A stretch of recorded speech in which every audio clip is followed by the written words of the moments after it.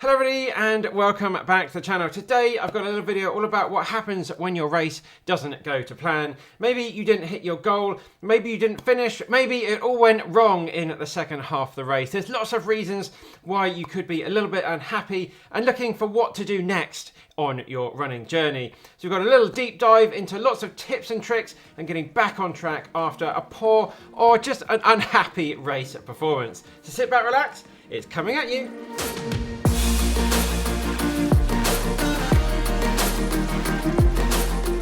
Right guys, before we start, I just want to say running is an incredibly difficult sport, and probably marathon running, I would say, is the hardest discipline out of all the things we can do. Lots of people will be not hitting their goal performance and be a little bit unhappy afterwards. We can't all be happy, but firstly, take a little moment, take a step back and just think how amazing it is that you made it to the start line, you ran the race and you got through it. Yes, it didn't go to plan, but it's an incredibly difficult thing to do, and with practice and time and learning more about it, you can get a lot better at it.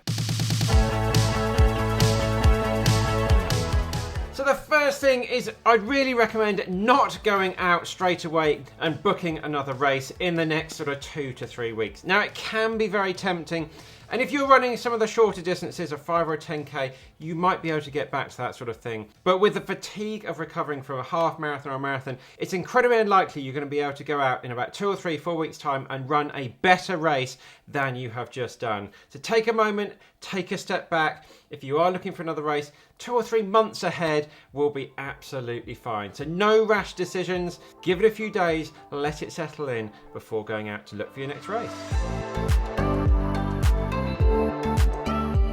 Secondly, there's lots of stuff we can learn about what went wrong. So in that first few days, that first week, get a notepad out and start to make some notes about everything that you feel went wrong and what we can do to learn from that. In most people's races, there's 2 things that go wrong. They go off too fast, or they've got some bad fueling and hydration strategies. I see it so often. You can look at the start of my videos where I'm trying to pace a nice even pace through. People are charging past me. Look at the end. There's no one around. They've all absolutely blown up. People go off too fast all the time. So what can we learn about that? Sticking to our pacing, using our watch as we go through the race and not going off too fast. With fueling and hydration, little and often. So within the first 30 minutes, starting to take on board some fuel as we run. Did those things go wrong with you? Can you improve them next time? Was the route potentially harder than expected? Did you need to do some more hill training? Was it a little bit hilly out there? Did something go wrong with your training? Were there a few injuries along the way? They're all going to have an effect. Things you can control. Can you improve your strength work?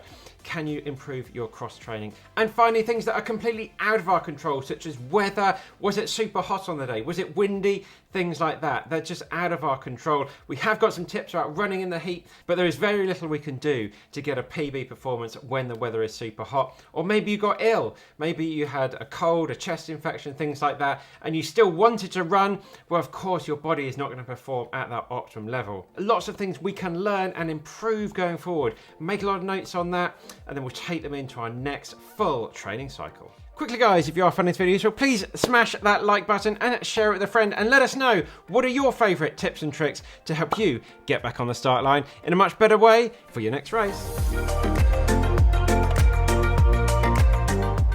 Moving on, thirdly, is the dangers of social media. You can see on Monday, Tuesday, Monday medal motivation pictures going up and you're feeling really down in the dumps. It can be a really good idea to just give yourself a little break from social media for those first few days afterwards. Strava, your Instagram, your Facebooks and things like that. Just stay away from it. Chat to some of your local friends. Maybe go to your running club, maybe good gym, park run and things like that. Chat to people around you. Didn't go to plan, just use them as a bit of a sounding board, someone to have a good chat to. Speaking to people in real life, picking up the phone and speaking to people around you, but not looking at the highlights reel that is social media, as it can be a little bit demotivating when you're already feeling down. So what are we going to do over the next few weeks and months? Maybe there isn't a big race on the horizon that you want to do. It can be a good time to take a break from running altogether. I say that most people can take 7 to 10 days off their running without it affecting them all that much. So maybe it's time to dig out the bike, get some cycling in, get on the cross trainer, maybe go and do some hiking up in the hills, spend some time with some friends and family, and catch up with people you haven't seen for a while. This can be really good because it just distances you. It gives your brain a time to recover and think about some other things without getting a little bit all doom and gloom about the race that you've just done. Then after a week or so, yes, it can be a good time to research those next race options, as we talked about in the first point, and also how are you going to go about training differently. Maybe it's time to get yourself a proper structured training plan. Yes, we do sell them on the website benparks.com that you can follow through, and it really helps to bring that routine back into your life after a period where things haven't been that structured. It can also be an opportunity to try a different type of race. As I've said a few times, marathons are really, really difficult.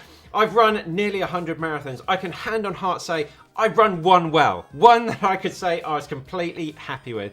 The rest of them, things have always gone wrong, things I've learned from. Yes, I've been lucky enough to run some fantastic times, but it's really tricky. So maybe it's time to go for something like a half marathon, a 10K. Try something different. These races, people love to say, just a 10K. I really, really dislike when people say that. They're still tough races in themselves, and to get them right takes a lot of hard work as well. But it can just take a little bit of pressure off in running some of those other distances. Or maybe it's time to crack an ultra. All I say is running has got so many different distances and different disciplines. It can take a while to find the one that really, really suits you. So many people just dive in for the marathon because it's the famous one, it's the one everybody wants to do. But it can be a good opportunity for your next race to try something a little bit different. And finally, the fifth point is process over outcome. My mantra, because running is so difficult, if we always just focus on that end goal, which is a time-based goal, if it doesn't happen, the whole process feels like a complete waste of time. For me, I'll always look at it as what I'm doing every day, building that consistency. For me, I love going out running. I'm really not that bothered about the times I run, but because I love running every day, getting out there, working on my diet, working on my training, and just building a whole life where I can gear it towards enjoying my training. That's the process. The outcome just sort of takes care of itself, and I don't think about it too much. Yes, it's easier said than done, but it's a really good mindset to try and work into your training. So that's it, guys. Hopefully a few tips and tricks there to help you get back on track with your running. Running, there's lots of highs and lows. It's a bit of a roller coaster, but to get to those really highs, you've got to experience some of the lows to come back, to learn, and to come back a better runner. I've experienced crossing a finish line many times where things haven't gone to plan, but I've always made it my mission to learn and come back stronger. And now this is your opportunity to build as a runner and to come back and smash that next race, which I know you can. Please check out the website for all the latest hats, running merch, and training plans to help you with your running. Thank you to the Patreon supporters and all the legends here on YouTube supporting what we do and making all this happen. That's it, guys. All the best with your training, and we'll see you in the next one.